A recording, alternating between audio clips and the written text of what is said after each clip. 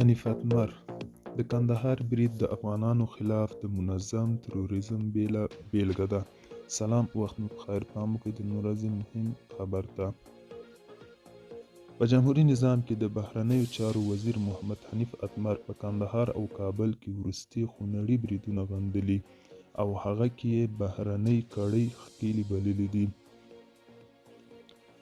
حنیف اتمر دې بریدونو ته غبرګون کې خپله ایکس پاڼه لیکلي: د کندهار دشت برچي او د کابل په کارته پروان کې وحشیانه او خونړي بریدونه زموږ د مظلومو خلکو پر وړاندې د منظم تروریزم بله بیلګه ده.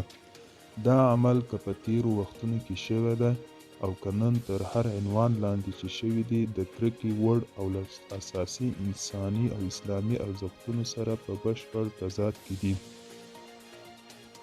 دغه پخواني افغان چارواکي د تیرې ورځې بریدونو مخنیوي لپاره د افغانانو ترمنځ پر یووالي ټینګار کړی او طالبان یې ننګولي دي چې بشري حقونو ته درناوی وکړي.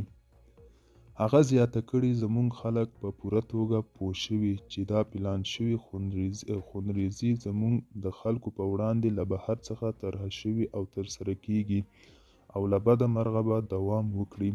له دغو جنایتونو سره د مبارزې لاره د ګډې دفاع لپاره د ملت یووالی دی.